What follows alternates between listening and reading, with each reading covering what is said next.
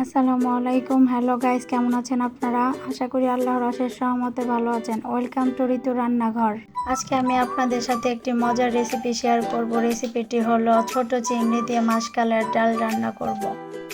প্রথমে আমি একটি বাটিতে 1 কাপ পরিমাণ ডাল ঢেলে নিব। তারপর এতে আমি অল্প পরিমাণ পানি দিয়ে ভিজিয়ে রাখবো 10 মিনিট। তারপর আমি চুলায় একটি প্যান বসিয়ে এতে পরিমাণ মতো তেল ঢেলে দিব। তেল গরম হয়ে গেছে, এখন আমি চিংড়ি মাছগুলো তেলে দিয়ে দিব। চিংড়ি মাছগুলো আমি ভালো করে নেড়ে চেড়ে ভেজে নিব।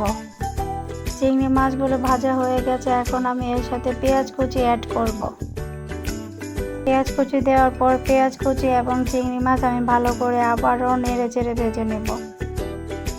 তারপর আমি এখানে অ্যাড করব 3টা তেজপাতা, 3টা এলাচ, 3টা দারচিনি, 1 চামচ হলুদ গুঁড়ো, 1 চামচ আদা রসুন বাটা, 1 চামচ জিরে বাটা এবং 1 চামচ লবণ। তারপর আমি সবগুলো মশলা নেড়ে চেড়ে একসাথে কষিয়ে নেব।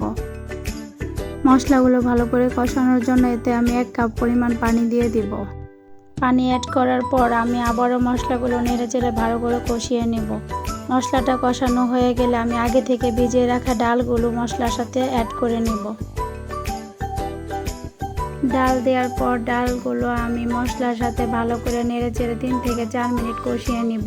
ডালটা কষানো হয়ে গেলে আমি এখানে 2 কাপ পরিমাণ পানি ঢেলে দিব।